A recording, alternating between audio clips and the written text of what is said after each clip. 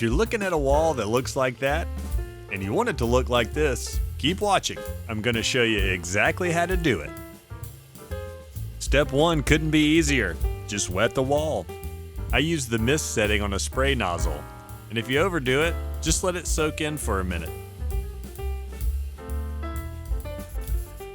Step 2 is not that hard either. Just apply the paint. Limewash can go on by spraying it, rolling it, or brushing it. Just get it on the wall. Don't stress too much about perfection. Imperfections lead to beautiful results.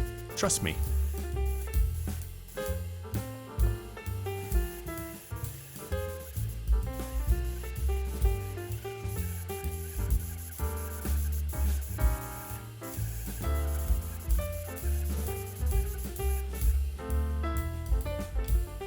Step 3 may seem inconsequential, but to me, it's one of the most important steps. Back brushing. If you didn't brush the paint on, let's say you used a roller or maybe spray like I did in this video, you want to back brush with a large masonry brush. I could give you all the schmancy fancy details of why you should do this, but let's just go with because I said so.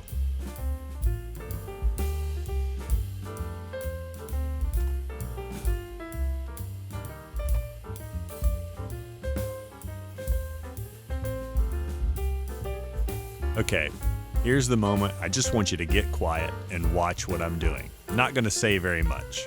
I just stress using a spray nozzle, and I typically use the mist and flat settings to create depth and character on the wall. You'll have to determine on your wall and consider your weather to know exactly when to start distressing, but here are your indicators.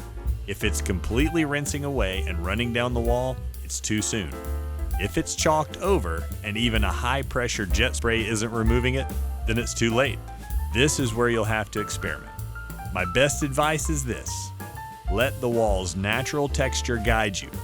Allow the bricks to react to the water, and then you react to that. Is that vague enough for you? You just got to do it.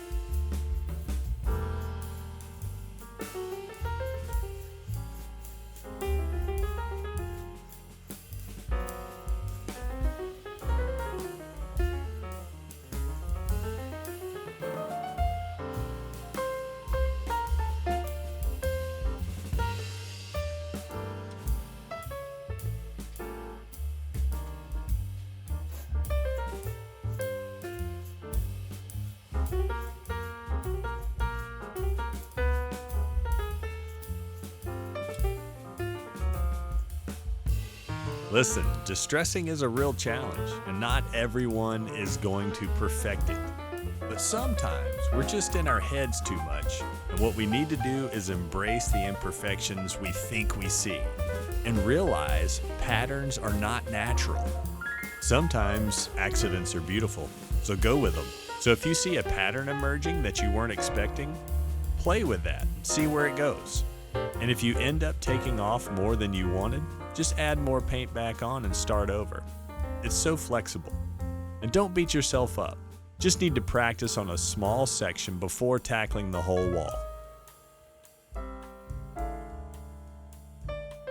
Hey, thanks for watching. If you enjoyed this video, give it a thumbs up and subscribe for more home improvement tips from Your Home Renewed. See you next time.